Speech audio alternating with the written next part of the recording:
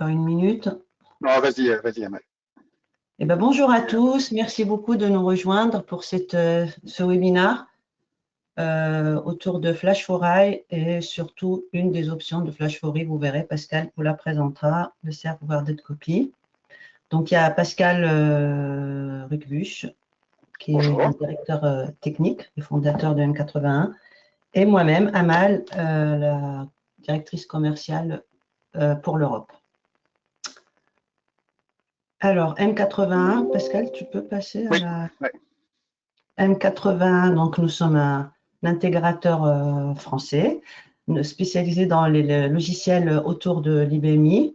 Nous développons deux logiciels, donc Flash4i, qui va être l'objet de notre présentation aujourd'hui, qui permet en 2 mots de faire des sauvegardes sans arrêter la production, entre beaucoup d'autres choses, et Control4i, qui est l'outil qui vous permet d'intégrer votre IBMI dans la supervision en utilisant votre outil de supervision usuel que vous utilisez pour tout ce qui va avoir une adresse IP. Nous avons 11 ans d'âge, 11 ans et demi même. Donc notre business model est à travers de nos partenaires dans le monde. Aujourd'hui, nous avons 54 partenaires dans 26 pays différents, puisque j'ai dit que moi j'étais chargée de l'Europe, mais mon collègue Bruno et Amal, aujourd'hui une autre Amal, sont chargés des Amériques. Nous avons plus de 800 clients finaux et plus de 1700 partitions installées avec l'un ou l'autre des produits. Et nous avons heureusement de plus en plus de clients qui ont les 2 produits installés. Et nos développements sont exclusivement internes, c'est très important de le dire. Tout est made in 81. Voilà, je vais pouvoir donner la main à Pascal pour rentrer dans le vif du sujet. Merci à vous. Ok, merci Amal pour cette introduction et bonjour à tous. Donc Pascal Ruckbusch, une bonne partie d'entre vous me connaissent. Je suis directeur technique de M81 et concepteur des produits, donc notamment de ces 2 produits-là. Juste, voilà, pardon Pascal, je n'ai pas dit une chose, c'est que pour Control4i, il y a une autre session, excuse-moi Pascal, une autre session qui est prévue la semaine prochaine, le 30 septembre à la même heure, autour du 2e produit Control4i. Et puis la deuxième chose que je n'ai pas dit, c'est que si vous avez des questions, vous pouvez les poser dans le webinaire, je les suivrai en direct, et s'il y a des questions qui vont être en direct lien avec ce que Pascal est en train de dire, je pourrai lui poser la question en direct. Voilà, merci Pascal, excuse-moi. Impeccable. Ok, allons-y. Donc, pour commencer cette session, je vais commencer par, on va commencer par enfoncer un peu une porte ouverte, puisque tout le monde commence à connaître ce que c'est, mais sait-on jamais. Donc, qu'est-ce qu'un ransomware ou un rançongiciel en français? Donc, c'est une attaque en ligne qui est faite par soit un groupe, soit un individuel, mais souvent c'est fait par des gros groupes ou voire des nations et qui exige une rançon pour libérer les données. Les données ont été cryptées ou volées, tout dépend de ce qui a été fait. Le résultat d'une attaque, c'est qu'il y a un impact élevé sur l'opérationnel. La société est bloquée, une partie de la société est bloquée. Ça va être critique pour le commerce et la publicité qui en est faite est assez embêtante, avec un risque que des données soient réellement perdues, cryptées et non décryptées, etc. Donc l'impact peut être très fort, et les exemples qu'on a, rares sont les sociétés qui sont attaquées par un ransomware et qui redémarrent leur informatique en moins de 2 semaines. Donc c'est quand même très important. Au début, les ransomware, c'était voilà, de la nuisance. C'était quelques utilisateurs, ça s'attaquait au PC, etc. Donc il n'y avait pas un impact phénoménal. Maintenant, ils sont beaucoup plus sophistiqués et ils s'attaquent aux serveurs et ils arrivent de manière sournoise, c'est-à-dire qu'ils sont lancés par des emails, par des campagnes d'emails. Un utilisateur clique sur un email qui semble anodin et arrive sur quelque chose qui ne l'intéresse pas, mais le virus a été installé et ce virus, ce ransomware, va rester latent ne rien dire, ne rien faire, être quasi invisible et se connecter au fur et à mesure sur les différents serveurs et s'aimer sur les différents serveurs. Sur quelle technique, je n'en sais rien, mais en tout cas, ça marche, puisqu'on en trouve pas mal maintenant. Et au bout d'un certain temps, peut-être quand suffisamment de serveurs ont été attaqués, eh bien, il se déclenche sur tous les serveurs en même temps. Et c'est là qu'on commence à le découvrir petit à petit.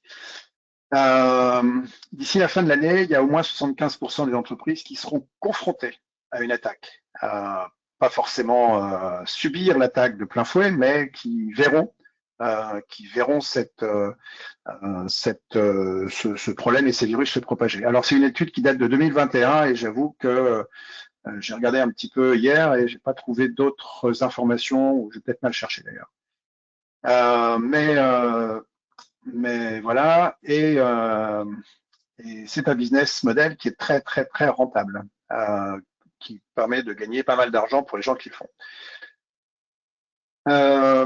Il est très important de réagir très rapidement, le plus rapidement possible, parce que le cryptage est peut-être encore en cours et il est peut-être encore possible d'arrêter le cryptage sur d'autres serveurs. Peut-être que seulement certains ont été attaqués. Donc, n'oubliez pas que le temps est l'allié des attaquants. Et donc, ce qui est important, c'est de prévenir les utilisateurs, de leur dire, de les former, de leur dire ce qu'il est possible de faire et comment détecter ces points-là.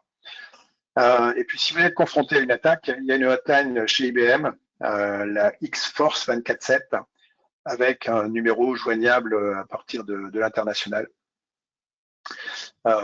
où vous avez un site web, et c'est bien de se préparer, au moins de savoir qui contacter en cas d'attaque pour pouvoir réagir le plus vite possible. Donc ça commence par des employés qui se font piéger, un courrier électronique, on y répond. Les premiers attaqués sont Windows, Unix, Linux, puisque c'est là que c'est un peu plus connu, beaucoup plus connu et un peu plus facile. Mais presque tout ce qui stocke des données peut être attaqué. L'IBMI, souvent n'est pas attaqué directement pour des raisons simples.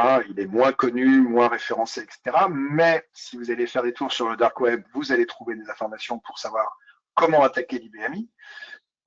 Et il y a une porte souvent qui est ouverte, ce sont les répertoires partagés dans l'IFS. Et donc ça, c'est un point à faire attention. En particulier pour tous ceux qui ont partagé le root, donc la racine complète. Si par facilité, vous avez partagé trop de choses, à ce moment-là, la totalité de l'IBMI, la totalité de la base de données peut être corrompue. Si vous n'avez pas partagé la racine complète, mais que vous avez partagé quelques répertoires, ce sont ces répertoires-là qui peuvent être attaqués en direct et de front. Mais malgré tout, il y a d'autres méthodes qui sont un peu moins classiques et un petit peu différentes, qui commencent à naviguer sur le web et qui permettent d'expliquer comment attaquer justement un IBMI. Donc, on n'est pas à l'abri d'une vraie attaque un de ces jours sur la base de données. Donc maintenant, les ransomware sont bien connus, mais n'oubliez pas que pour corrompre des données, il y a aussi d'autres méthodes. Et les bonnes vieilles méthodes continuent à fonctionner. La bonne vieille méthode, c'est quoi? C'est un programme batch dans lequel il y a une nouvelle version qui a été faite avec un gros bug qui n'a pas été détecté lors des tests ou qui a été mal testé, qu'on met en prod et qui met la grouille dans la totalité de la base de données ou dans la totalité de la fiche article parce que c'est une moulinette qui doit modifier le tarif pour tous les prix et qui met tout à zéro. Ça, c'est encore le plus simple parce que ça se voit tout de suite, mais qui modifie tout et on se retrouve avec des données qui ne veulent plus rien dire. Il faut revenir en arrière. Il y a les erreurs humaines, les erreurs non intentionnelles, et puis il y a les gens qui sont malveillants. Et ça, quelqu'un qui a un accès au système, qui a un droit au LOBJ, qui a un droit, un gros droit, enfin beaucoup de droits sur la partition, peut avoir une capacité de nuisance assez importante. Donc, n'oubliez pas qu'il n'y a pas que les ransomware. Ne focalisez pas là-dessus. Donc, les risques sont permanents. Ça peut arriver. La question actuellement, ce n'est pas est-ce que je vais attaquer, est-ce que je vais être attaqué ou est-ce que je vais avoir une corruption de données, c'est quand est-ce que je serai attaqué. Les solutions qui existent, il y a la haute disponibilité, logiciel ou matériel, à quel qu'il soit, c'est excellent, ce sont d'excellentes solutions, que ce soit logiciel ou matériel, pour répliquer les données et pour se protéger en cas de crash. Si la partition, si la machine source tombe, n'est plus utilisable, s'il y a le feu dans la salle machine, la machine de secours, le serveur de secours peut être utilisé en réplication logicielle ou matérielle, encore une fois, et vous pouvez repartir sur cette machine-là. Par contre, si les données ont été corrompues, si une table a été effacée, eh ben, elle est effacée sur la prod et sur la machine de secours. Donc, vous avez perdu les mêmes données. Donc, la haute disponibilité est très efficace contre les pannes et contre les arrêts de disponibilité de la machine source, mais pas contre les ransomware ou les corruptions de données. Et donc, il y a beaucoup ça fait beaucoup d'informations ou de raisons pour lesquelles il est intéressant de se préparer en cas d'attaque. Alors, quelles sont les solutions en cas de données corrompues? La première sont les sauvegardes externes. Donc, effectuer des sauvegardes sur bande physique ou sur virtuelle ou sur VTL. Si c'est sur VTL, on va privilégier les VTL immuables, donc celles sur lesquelles on ne peut pas modifier les données. Si c'est une bande physique, c'est bien, elle est externalisée. Quelqu'un qui voudrait physiquement l'atteindre doit passer des barrières physiques, justement, donc aller dans la salle machine ou aller à la banque, là où c'est stocké. Si c'est une VTL et quelqu'un qui a beaucoup de droits, eh bien, il pourrait supprimer les volumes qui ont été sauvegardés. Donc, il faut aussi se méfier de ça. Il faut que ce soit des sauvegardes qui soient non modifiables et non supprimables, en tout cas pas par n'importe qui. Je vous rappelle que la bonne stratégie, c'est la 3-2-1, donc c'est 3 copies des données sur 2 supports différents et au moins une copie à l'extérieur pour protéger en cas de sinistre. C'est la seule protection qui soit réellement efficace. Mais, parce qu'il y a un mais, il faut faire attention au temps de restauration. Si vous avez de la haute disponibilité et que votre objectif est de repartir en moins d'1 heure, voire en moins d'une demi-heure dans certains cas, avec la haute disponibilité, vous êtes protégé en cas de crash. Par contre, si c'est une corruption de données, eh bien, il faut d'abord récupérer la sauvegarde, puis restaurer. Si vous devez restaurer la totalité du serveur, du système, eh bien, ça peut prendre pas mal de temps. On voit de plus en plus des durées de sauvegarde qui passent de 2 heures à 10 heures, dans certains cas avec des gros volumes, voire plus. Si vous avez 10 heures de sauvegarde, il faut prévoir entre 10 et 15 heures de restauration, ce qui va perturber grandement votre exploitation. Qu'est-ce qu'on a comme autre option? Les snapshots. Snapshot ou flash copy. Alors, je vais employer les 2 termes presque indifféremment. Dans le monde IBM, donc sur les Flash Systems Storwize SVC et DS8000, IBM appelait ça du flash copy. On va dire que ça correspond à l'ancienne technologie. Sur les Flash Systems SVC et Storwize, il y a une nouvelle techno qui existe depuis quelques années qui s'appelle maintenant les snapshots ou Policy-Based Flash Copy. Il y a plusieurs noms. Le résultat est le même. La technique est différente, le résultat est le même. C'est qu'on a une copie instantanée des disques de prod, des disques d'origine. Instantané, c'est vraiment, on clique sur démarrer le flash copy ou on clique sur créer un snapshot et dans la demi-seconde qui suit, on a le snapshot, on a la copie instantanée qui ne bougera plus. Vous pouvez continuer à travailler sur la prod, il n'y a aucun impact côté prod et ça ne bougera plus.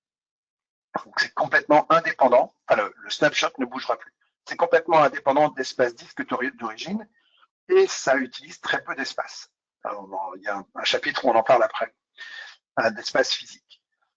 Cette copie peut être utilisable pour régénérer des disques cibles, enfin des disques tels qu'ils étaient à l'heure exacte, à la seconde exacte où vous avez démarré le snapshot, et d'utiliser ces données, encore une fois, de manière totalement indépendante de ce qui se passe sur la prod. Mais avec les snapshots et flash copies, il est toujours possible pour un utilisateur, un admin, d'aller supprimer les données ou bien de les mapper sur un autre serveur, même sur un serveur Windows, qui ne reconnaîtra pas le contenu, mais qui pourra le changer, le reformater ou le crypter. Donc le résultat serait le même. Il y a un risque, là aussi, que les données puissent être altérées et non récupérées. Quelle solution peut-on apporter à ça? Eh bien, la solution s'appelle le Safeguarded Copy ou copie sécurisée. C'est une option, c'est une configuration à faire dans la baie de disque. Donc, dans la baie de disque Storwize, SVC, etc. C'est basé sur le même principe que les snapshots et les flash copies. Donc, ça fonctionne exactement de la même façon. On a vraiment ça démarre en quelques millisecondes. Ça fait une copie instantanée. La copie contient toutes les données telles qu'elles étaient au moment où on a démarré. Et il n'y a pas de... Et on peut travailler sur la prod sans qu'il y ait d'impact. Par contre, cette copie, on ne peut pas l'utiliser. Elle est là et elle est immuable. Personne ne peut la supprimer, sauf le super user. Donc là, il devient extrêmement important de protéger le mot de passe de super user, de mettre ça dans un coffre et de ne jamais l'utiliser. C'est bien de l'avoir, mais pour des cas très exceptionnels. Et vous utilisez uniquement des profils de type administrateur sur les baies. Et les administrateurs peuvent tout faire, sauf supprimer les disques d'un safeguarded copy. Et ces disques, il n'est pas possible, enfin ce snapshot, il n'est pas possible de les mapper directement sur une partition, sur une autre partition ou sur une VM. Pour le faire, il faut passer par un intermédiaire. Je vous montrerai tout à l'heure comment ça marche. Du coup, il n'est pas possible de les modifier, pas possible de les supprimer, pas possible de les modifier, ils sont immuables, ça ne bouge plus. Pour les utiliser sur les baies de disque, il fallait utiliser jusqu'à la version 8.6, ça nécessitait d'utiliser le CSM, le Copy Services Manager, qui est un logiciel supplémentaire à acheter auprès d'IBM et à installer sur un Linux, pour pouvoir le faire en interface graphique. C'était possible en GUI, en command line, donc en tapant les commandes directement, mais pas avec l'interface graphique. Par contre, CSM était compatible avec Windows, Unix, Linux, pas avec l'IBMI, où il n'était pas indiqué que c'était compatible, à cause d'une chose, le coax ou le flush de la mémoire, c'est-à-dire la nécessité de prendre tout ce qui est actif en mémoire et de le copier sur disque. C'est une particularité de l'IBMI qui fait que les données ne sont pas, les données modifiées dans le système ne sont pas copiées immédiatement sur disque et on peut avoir un enregistrement qui est à moitié sur disque, à moitié en mémoire, donc avoir des choses qui sont un peu, qui ne sont pas tout à fait lisibles et pas stables. Donc il y a cette étape-là qui est obligatoire à chaque fois qu'on va faire un snapshot ou un safeguarded copy. Alors de toute façon, depuis la 8.7, le CSM n'est plus nécessaire puisqu'on peut faire tout ça dans la baie de disque, dans l'interface standard de la baie de disque. Mais il y a toujours ce problème que le QoS, donc le vidage de la mémoire, n'est pas fait par la baie de disque. Alors, il y a eu deux versions. La version 1 est apparue pour la première fois dans la version 8.4.2 des baies de disque, du SVC. C'était en 2021. C'était basé sur la technologie du flash copy. Et il fallait un pool dédié. Donc, un espace disque dédié pour le safeguarded copy. La version 2 est apparue avec la 8.5, c'était en 2023, basée sur la nouvelle technologie, donc sur les snapshots, et il n'y a plus besoin de pool dédié, c'est-à-dire qu'on n'a plus besoin de réserver un espace dans les disques pour cette opération-là. Alors, comment ça fonctionne? Un schéma et une petite explication vaut mieux qu'une longue explication de texte. Donc, on a ici notre système de production avec nos volumes. Alors, il y a une VM qui est attachée plus loin, une VM ou une partition, vous l'appelez comme vous voulez. Ça, c'est la présentation standard d'IBM. Donc, on a notre volume et puis on a une horloge. Le but, ça va être de créer des copies instantanées et pour ça, on va le faire à intervalles réguliers. Donc, on crée une sauvegardée de copie à 6 heures, une autre à 9 heures, midi. Donc, toutes les 3 heures, on peut créer des copies instantanées en cochant la case sauvegardée de copie, ce qui fait qu'on se retrouve avec toutes nos copies tout au long de la journée. Alors, c'est tout au long de la journée ou une par jour. Voilà, c'est vous qui choisissez la fréquence en fonction de ce que vous voulez faire. Ces données-là, ces disques-là ne sont pas utilisables. On ne peut pas les mapper directement. Imaginons qu'à 18h30, il y a une corruption. On découvre une corruption. Eh bien, la méthode va être d'utiliser une seconde partition, une partition qu'on appellera une partition de recovery, dans laquelle on va prendre le snapshot, celui qu'on veut, donc a priori le dernier, pour valider les données. Et donc, les données ici, elles restent ici immuables, non modifiables, et on les présente à un autre serveur, enfin dans un autre volume. Et c'est ce volume-là qu'on va utiliser, démarrer, sur lequel on va pouvoir modifier les données et passer à un test pour vérifier si les données sont toujours corrompues ou pas. Le test peut être automatique ou manuel, ça dépend de ce que vous faites et des logiciels que vous avez pour le faire. Imaginons que là, on a découvert le problème à 18h30, mais il date d'avant. Donc là, en recherchant ici, on a constaté que les données étaient toujours corrompues. Eh bien, on va recommencer, on va arrêter cette partie-là, restaurer les données, copier les données, enfin, utiliser les données dans un autre disque, refaire le test, c'est toujours corrompu, on reprend le précédent, donc celui de midi, et là, le test dit que c'est bon, il n'y a plus de corruption. En faisant ces manipulations-là, les données ici peuvent être modifiées. Par contre, celles-ci n'ont pas bougé. Elles restent celles qui étaient là. Donc, on peut les réutiliser, les reprendre, les analyser, etc.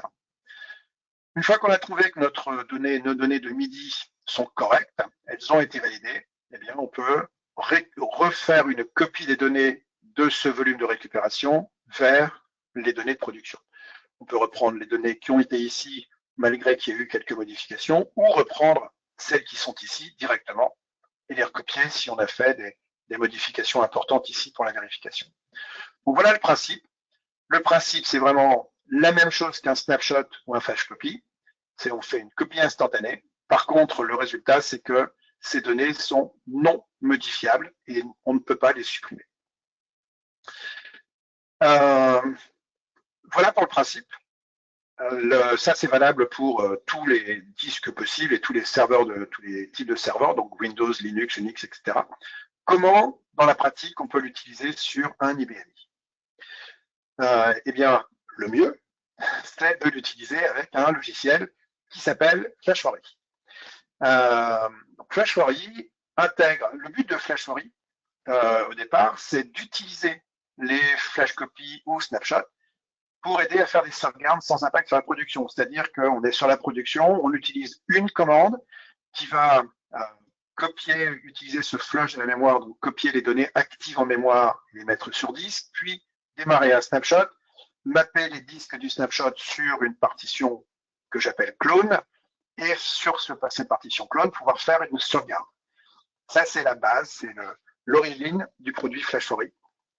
Et donc, sur la prod, il y a zéro impact. Les utilisateurs travaillent et ne se voient rien, aucune différence. Mais par contre, on a bien les données de minuit, pile, sur une autre partition. Et sur la partition clone, on peut lancer une sauvegarde, par exemple une C21, puisqu'il n'y a aucun utilisateur et que ça ne gêne personne. Donc, pendant que tout le monde travaille, on peut faire une C21. Et les historiques sont remontés côté prod pour obtenir toutes les informations. Autre utilisation, on peut utiliser cette même fonction pour créer une partition de test, une fois par semaine par exemple, ou une fois par mois, créer ce même clone, faire un peu de transformation de configuration et utiliser cette partition pour faire des tests, pour faire de la recette, pour faire voilà, ce qu'on veut. Donc il y a plein d'utilisations possibles de FlashForry avec cette techno de snapshot. C'est entièrement automatisé, hein, voilà, tout fonctionne avec du paramétrage et quelques commandes. Notamment une commande à placer dans votre ordinateur favori, c'est la commande FLClone qui va se charger de tout dérouler. Donc une seule commande, un seul paramètre, tout le reste est défini dans des tables et avec des écrans faciles à utiliser. C'est très facile à installer, ça s'installe très très vite. Il faut juste quelques heures et on a déjà la première sauvegarde qui peut être réalisée. Et puis l'utilisation est on ne peut plus simple. Dans ce produit FlashForI, dont le but c'est initialement de faire des sauvegardes ou de créer des partitions de test, il y a une option, un module, qui s'appelle le module Safeguarded Copy. Ce module, le but c'est de permettre de faire des Safeguarded Copy depuis l'IBMI en utilisant une commande IBMI. Donc la commande FL STR SGC, donc FL pour Flash, Start Safeguarded Copy. Cette commande qui est livrée avec le produit, avec un paramètre, puisque tout le reste est dans une définition qui a été faite au préalable, donc avec un paramètre, va permettre de déclencher le Safeguarded Copy. Donc flush de la mémoire et Safeguarded Copy. Ça permet de le faire de manière totalement automatique et ça peut être planifié. Donc vous pouvez en planifier 2-3 par jour ou un par nuit. Donc tout dépend encore du niveau de protection que vous souhaitez. Les données les disques ont une durée de rétention, un nombre de jours. Donc, par exemple 5 jours ou 10 jours, voilà la durée que vous voulez. Et au bout de ce nombre de jours, les disques, les snapshots seront automatiquement supprimés. Donc, il y a une rotation qui va se faire. Et on fournit une autre commande. Alors, encore une fois, ça crée des snapshots qui sont non utilisables directement. Si on veut les utiliser, on fournit une autre commande, FL pour Flash map host, donc pour mapper les disques, mapper un snapshot sur une autre partition, qui va permettre de automatiquement faire tout le process pour pouvoir utiliser les données sur une autre partition. Tout ça, bien sûr, en conservant la copie, le Safeguarded Copy, puisque celui-là, on ne peut pas y toucher. Et avec FlashForI, on n'a pas besoin de ce produit CSM d'IBM, donc pas besoin de l'acheter. Alors, je vais refaire avec mon explication avec un schéma. J'ai ma partition de production avec ces disques dans la baie de disque externe. Et j'ai besoin, ou j'aurais besoin, c'est mieux de la prévoir en tout cas, d'une partition de recovery. Partition qui me permettra soit de tester, soit de vérifier, enfin de réutiliser les données. Donc avec ma commande start SGC, il y a un flush de la mémoire. Donc par exemple, à 2 heures du matin, un flush de la mémoire que vous avez aperçu vite fait et la création de ce snapshot. Et là, on a une copie sécurisée. Et puis on va recommencer à midi, le flush de la mémoire et un deuxième snapshot. Et puis à 20 heures, le flush de la mémoire et un autre. Donc là, on en a 3 par jour. Puis le lendemain, ça recommence puisque c'est planifié dans le job STDE ou dans votre planificateur préféré. Donc ces copies-là en vert sont immuables. Elles ne peuvent pas bouger. On ne peut pas les supprimer. Seul le super user peut les supprimer, mais aucun autre profil dans la baie de disque. Qu'est-ce qu'on peut en faire? Eh bien, pour l'instant, pas grand-chose. Elles sont là, les données sont stockées. Qu'est-ce qui se passe en cas de corruption de données? Donc j'ai, quelle que soit la raison, un ransomware ou un batch qui a mal tourné, je ne peux pas connecter directement les disques de ce snapshot vers une partition de recovery. Donc je vais utiliser la commande flmaphost avec 2-3 paramètres, pas 3-4 là en l'occurrence, en disant que je veux mapper sur le host qui s'appelle recovery et je veux utiliser la dernière copie disponible, donc celle-là. Et FlashForI va se charger de refaire alors un flash copy ou un snapshot, générer des disques target et mapper ces disques-là sur la partition. Et puis on peut même utiliser une autre commande, la FL start helper, pour démarrer la partition de recovery en mode manuel, par exemple, pour pouvoir se connecter sur la console et aller vérifier si on a une corruption ou pas. Et si les données sont toujours corrompues, eh bien, on va arrêter ce process, arrêter la partition, supprimer ces disques-là et recommencer avec le même process à partir de là. Ce processus-là, le temps d'utiliser la commande, le plus long, c'est de taper la commande. Une fois qu'on a tapé la commande, grosso modo, ça prend 1 minute. Puis, on lance cette commande-là, ça reprend quelques secondes et on attend l'IPL de la partition. Donc, réellement, c'est ultra rapide, encore une fois, à comparer à 2 à 10 heures de création d'une partition et de restauration de la totalité des données depuis une sauvegarde, ce qui fait une petite différence. Surtout si on constate que la dernière sauvegarde ne contenait pas les bonnes données et qu'il faut recommencer avec la sauvegarde de la veille. On repère, encore une fois, les 10 heures. Vous me direz, ces commandes-là, je les lance depuis où? eh bien, si la partition n'a pas été, a juste été un petit peu attaquée, qu'on sait que c'est que la base de données et qu'on a toujours l'accès à la partition, on peut la lancer depuis la partition de production. L'idéal, c'est quand même d'avoir une autre partition que j'ai appelée centrale ou proxy, ou en tout cas une autre partition sur laquelle FlashArray est installé et sur laquelle on va pouvoir utiliser ces commandes-là. Donc ça, c'est dans un environnement où vous avez plusieurs partitions différentes, séparées. Donc voilà, vous pouvez faire des définitions croisées et préparer ces environnements-là. C'est très, très simple à faire. Pour ceux qui ont un environnement monopartition ou avec une ou deux partitions, on est en train de travailler là en ce moment sur la génération d'un script qui pourrait s'utiliser sur Windows ou Linux. Et donc, on ne sait pas encore trop si ce sera couplé à cette commande-là ou s'il y en aura une autre. C'est vraiment en train d'être écrit.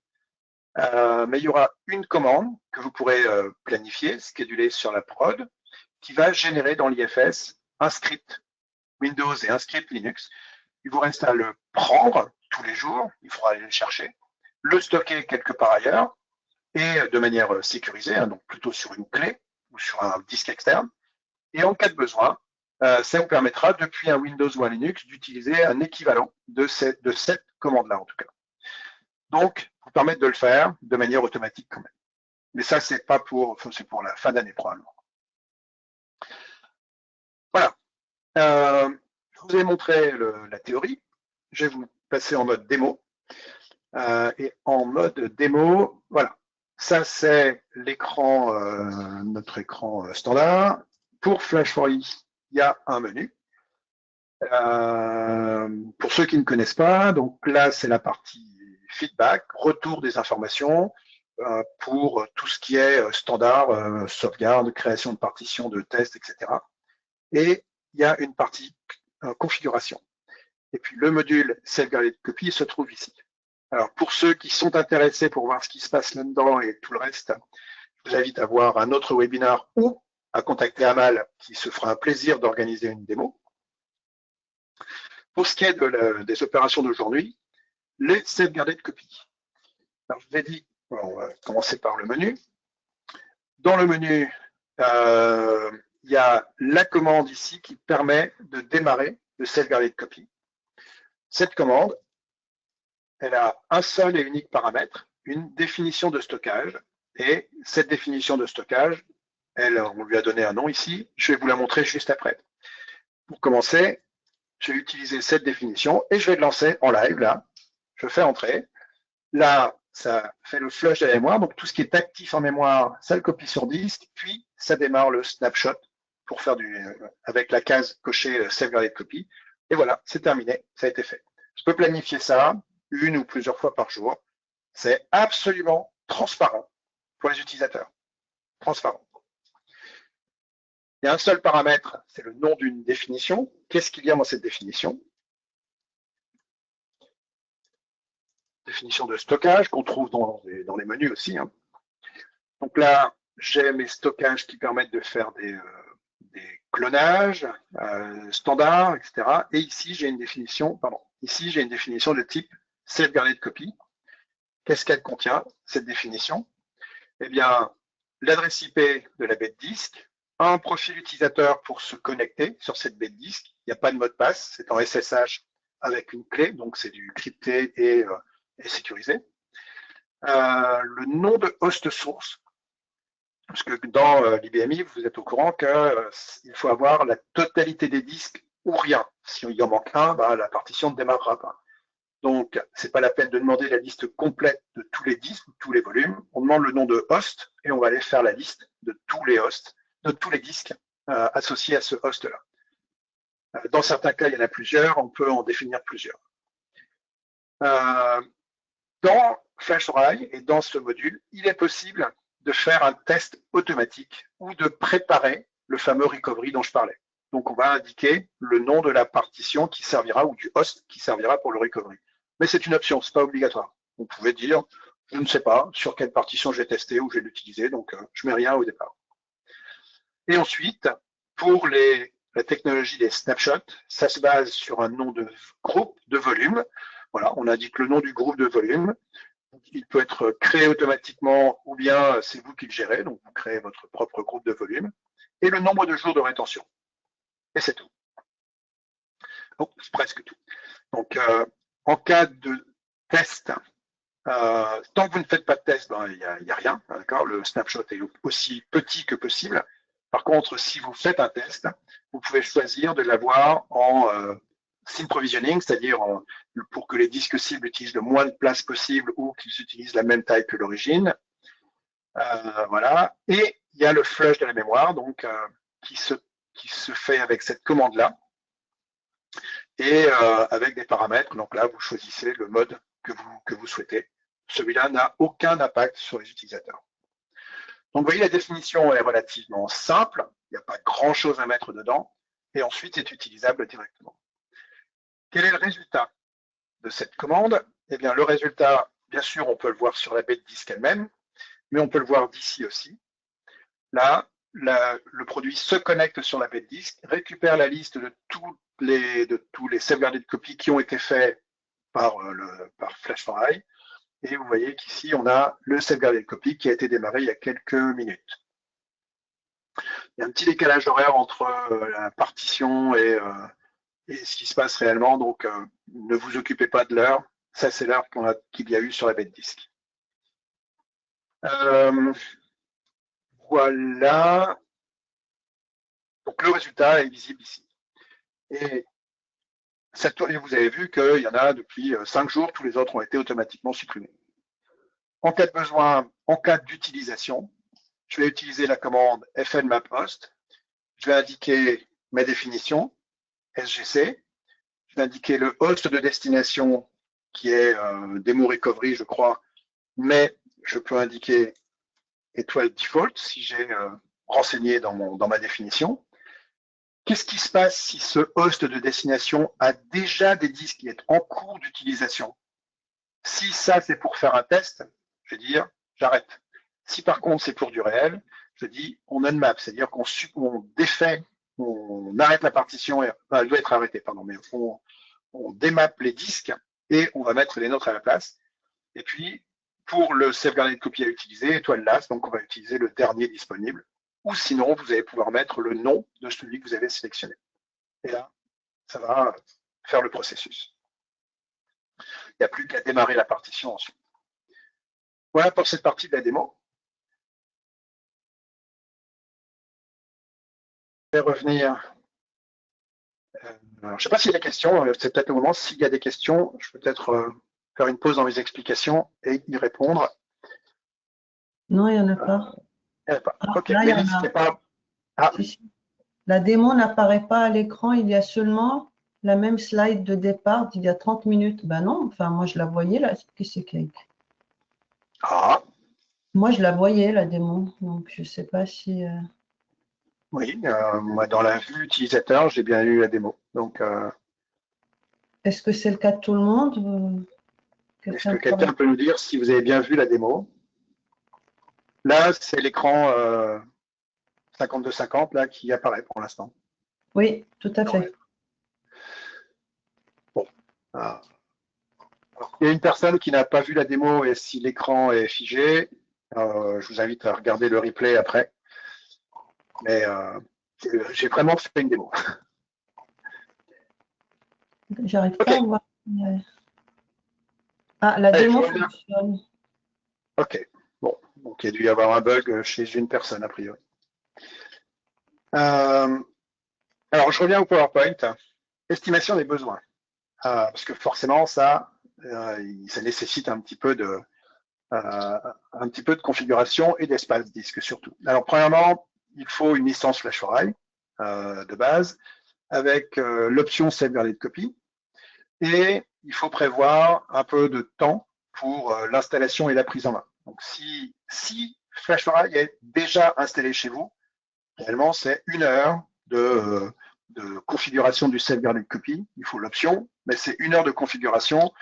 Et vous avez vu, c'est très simple, hein, et ça utilise la même configuration que ce qui est déjà installé et configuré. Par contre, si ça n'est pas installé, bon, ben voilà, suivant les besoins, suivant ce que vous voulez, le niveau de formation que vous souhaitez, c'est 1 à 3 jours, grosso modo. pour la réalisation des sauvegardes, donc la fonction de base de FlashArray, la partie snapshot ou flash copy va nécessiter entre, allez, on va dire entre 15 et 20% de l'espace disque d'origine. Si vous avez 1 Tera sur votre partition source, il vous faudra au maximum 200 gigas de libre sur la bête disque. Et c'est réinitialisé tous les jours, puisque tous les jours, on va supprimer le précédent snapshot et en recréer un autre, donc ça revient à 0. Et la taille du snapshot, donc la taille utilisée physiquement sur les disques de la bête disque, va augmenter petit à petit en fonction des changements. Réellement, c'est pas toujours 20%, hein, c'est quelque part entre 15 et 20, entre 5 et 15% de l'expérience qu'on a habituellement. Quelquefois, dans de rares cas, ça monte plus haut. C'est quand il y a une grosse activité disque sur la prod pendant que les sauvegardes tournent. Voilà, ça c'est pour les sauvegardes. Maintenant, pour le sauvegarder de copie. Sauvegarder de copie, c'est différent, puisque ça va rester, les snapshots vont rester là pendant plusieurs jours et vont se cumuler. Donc, pour calculer la taille nécessaire, on a besoin de 4 paramètres, dont 3 sont très faciles à calculer. La taille des disques sources. Donc ça, par exemple, 1 Tera, dont je parlais tout à l'heure. Bon, là, dans notre exemple, c'est 10 Tera. Le taux de modification de données par snapshot, et c'est celui-là qui est difficile à connaître. La fréquence des snapshots, par exemple ici, le nombre de snapshots par jour, on va dire 2 par jour, et le nombre de jours de rétention. Donc, dans notre exemple ici, 7 jours. Donc, les 10 Tera, le nombre de snapshots par jour et le nombre de jours de rétention, ça c'est facile à trouver. Reste le taux de modification qui est plus compliqué. Sinon, la formule, c'est on multiplie ensemble. Et donc, avec un taux de modification de 10% sur 12 heures, ça nous donnerait un besoin de 14 Tera en plus des 10 Tera d'origine. Donc, en doublant, en faisant un peu x 2,5 la taille d'origine, on a une protection de 2 fois par jour, conservée pendant 7 jours, qu'on peut utiliser et redémarrer de manière très rapide, en tout cas, par rapport à une sauvegarde classique. Ce taux de modification-là, c'est celui qui est difficile à estimer, voire impossible à estimer. Ça dépend vraiment trop de votre exploitation. De notre expérience, sur 24 heures, c'est le fameux entre 5 et 15% de la taille d'origine. Mais sur 24 heures, si vous le faites sur 12 heures, eh ben, ce serait plutôt entre 3 et 10% de la taille d'origine, donc x2, puisque la façon de grossir n'est pas linéaire. Enfin, voilà, c'est très compliqué à estimer. Le mieux, c'est de faire un test un jour sur votre partition, de démarrer un snapshot, même pas un sauvegarde copie, un simple snapshot, et de voir de combien ça grossit tout au long de la journée. Donc, vous pouvez nous contacter pour ça. Il ne faut pas oublier une chose, c'est qu'en cas de cryptage, si vous avez vraiment des données qui sont cryptées, si c'est juste quelques répertoires, ben, ça ne va pas changer grand-chose. Par contre, si c'est la totalité de la base de données qui est corrompue, ça peut monter jusqu'à 100%. Donc, en fait, c'est un peu une contre-pub de ce sauvegarde copie. Vous avez besoin, en moyenne, on estime qu'il faut à peu près 3 fois la taille de l'espace disque d'origine pour pouvoir avoir un sauvegarde copie étalé sur une semaine, avec une ou deux copies par jour. Donc voilà, il faut de l'espace disque pour les récupérations. Qu'est-ce que vous pouvez en attendre? Avec FlashArray standard, une augmentation de la disponibilité, puisque vous n'arrêtez plus votre prod pour faire les sauvegardes. Vous avez une meilleure sauvegarde, puisqu'il n'y a pas d'objets qui sont loqués, il n'y a pas d'objets loqués ou d'objets qui ne peuvent pas être sauvegardés. Et s'il y a une cartouche, s'il n'y a pas de cartouche disponible, pas de bande disponible pour faire la sauvegarde, la prod continue à tourner, elle n'est pas gênée. C'est sur la partition clone qu'il y a un message d'erreur en disant j'ai pas de cartouche. Le matin en arrivant, vous vous connectez sur la console, vous répondez go, vous mettez une nouvelle cartouche, vous l'initialisez, vous répondez go et la sauvegarde se fait. Donc vous avez bien les données de minuit qui sont sauvegardées ou mises sur bande à partir de 8 ou 9 heures du matin. Avec le module sauvegarder de copie, une protection complémentaire contre, non pas contre les virus, contre la destruction de données, mais en cas de virus, en cas de destruction de données, vous pouvez restaurer ou redémarrer beaucoup plus rapidement qu'à partir des bandes. Et le temps de mise en œuvre est vraiment très rapide, je vous dis. Voilà pour l'utilisation standard des safeguarded copies. Maintenant, il y a un autre aspect, c'est que, d'accord, on fait plusieurs copies par jour, par exemple, 2 copies par jour, et on les a. Par contre, dans le premier schéma que je vous ai montré, la première animation que je vous ai montrée, il y a plusieurs copies qui ont été faites, et en cas de corruption, on va utiliser la dernière et tester à ce moment-là, et voir que cette copie-là est corrompue. On va devoir prendre la précédente, retester. Ces tests-là, ça prend du temps aussi. Est-ce qu'on ne pourrait pas faire ces tests-là en préalable? Alors la difficulté, c'est qu'il faut trouver comment les automatiser, mais voilà, ça dépend des logiciels, ça dépend de ce que vous voulez tester, jusqu'où vous voulez aller, etc. Mais c'est possible. Et donc dans Flash4E, on a implémenté ce test automatique. Alors, plutôt que de vous l'expliquer avec des mots et des textes, je vais vous l'expliquer avec des schémas. La première option, c'est un safeguarded copy sans faire le test. Donc, je reprends le schéma de tout à l'heure. J'ai ma partition de production, j'ai ma partition de recovery qui est prête et j'ai mes disques de prod qui sont là. Je vais utiliser la commande safeguarded copy, start safeguarded copy, qui va faire un flush de la mémoire, créer mes disques safeguarded copy, et c'est bon, c'est prêt. Il n'y a eu aucun test dans ce cas-là. C'est ce dont je vous parle depuis tout à l'heure. Maintenant, je veux faire un test. On a 2 niveaux de test. Le test de niveau 1, c'est faire le safeguarded copy, mapper les volumes sur la partition et faire un IPL manuel. Le but, c'est uniquement de vérifier que le load source est là, que les données sont bien là, que le load source est là et qu'on a pu faire un IPL manuel. Donc c'est un test bas de gamme, mais c'est déjà un premier niveau qui ne coûte absolument rien. La commande ne va plus se faire par un start safeguarded copy, mais par un FL clone. FL clone, ça nécessite un environnement, donc un paramétrage supplémentaire, qui n'est pas beaucoup plus compliqué, mais qui contient plus d'éléments. Et cette commande va utiliser elle-même, dans un premier temps, le start safeguarded copy, donc flush de la mémoire et création du safeguarded copy. Cette étape-là reste la même. Puis, va automatiquement enchaîner sur un FL map host qui va créer la structure pour pouvoir utiliser les données, mapper les disques sur ma partition de recovery, faire un IPL manuel de cette partition de recovery et attendre qu'on ait le code SRC qui dise j'ai besoin de la console. Dans Flash4E, le retour qu'on a, c'est, alors je ne vais pas montrer les écrans de retour, je pourrais vous les montrer un peu après. Le retour qu'on a, c'est que pour l'environnement SGC qu'on a utilisé ici, on l'a démarré donc là en avril 2024 à 2 heures du matin, et le statut était, le statut a été en cours pendant un temps, et puis quand c'est terminé, il est OK. Il y a plusieurs messages qui donnent les étapes qui ont été faites. Donc c'est OK parce qu'on a bien obtenu ce code-là qui dit j'attends la console. Si ça ne marche pas, s'il y a une erreur, donc soit on n'atteint pas ce code-là, on reste dans un code un peu de démarrage, ou bien ça prend trop de temps. C'est-à-dire qu'on lui a alloué 20 minutes pour faire ça, au bout de 20 minutes, on n'a toujours pas ce code, eh bien ça passera en erreur et on aura un code différent. Donc ça, c'est un premier niveau de test, ultra simple. On ne fait pas grand-chose, mais on permet de voir que la partition va pouvoir démarrer. Deuxième niveau de test, il a commencé un peu trop vite. Deuxième niveau de test, là, on va faire un IPL normal. On va faire la même séquence avec un IPL normal et appeler un programme de test.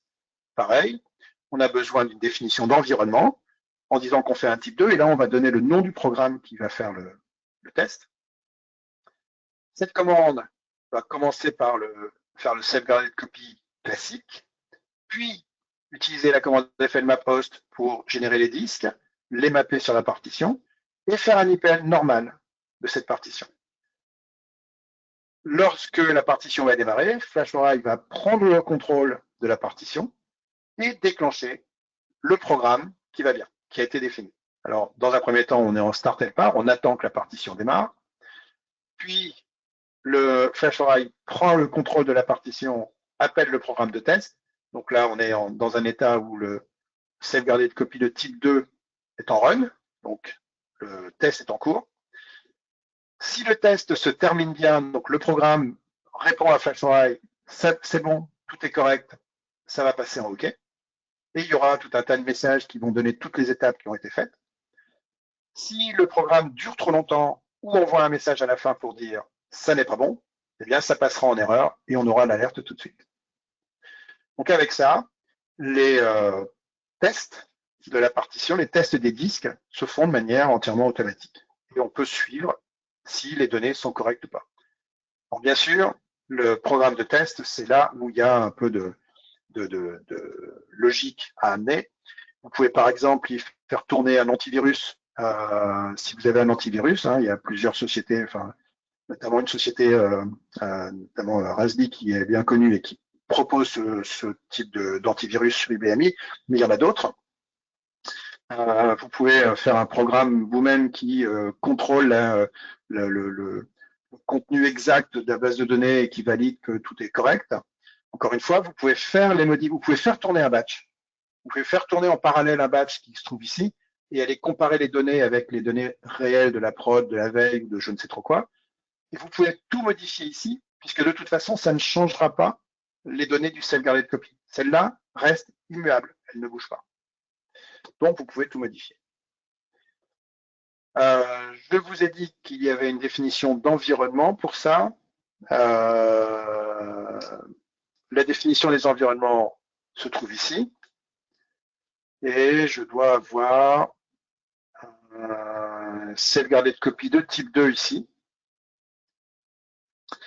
Dans ce self-guarded copy de type 2, on a la définition de self-guarded copy qu'on va utiliser, le nom de la partition de recovery qu'on va utiliser, c'est le type 2, on aura besoin d'une adresse IP et de la config réseau, et on aura besoin du check, donc du programme qui va réaliser le contrôle, et des durées limites, donc combien de temps pour obtenir l'état final, combien de temps avant d'arrêter la partition de recovery si vous voulez l'utiliser quelque part dans la journée, et avant de supprimer l'infrastructure complètement.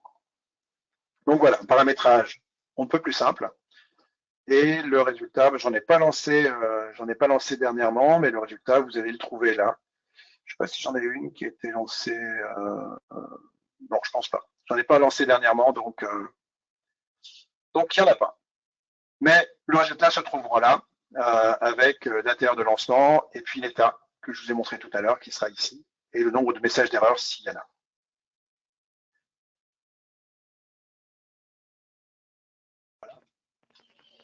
Quelques considérations supplémentaires. Donc, ça arrive. On a besoin de quelques informations sur la partition à protéger. La liste est incluse automatiquement. Le nombre de jours de rétention.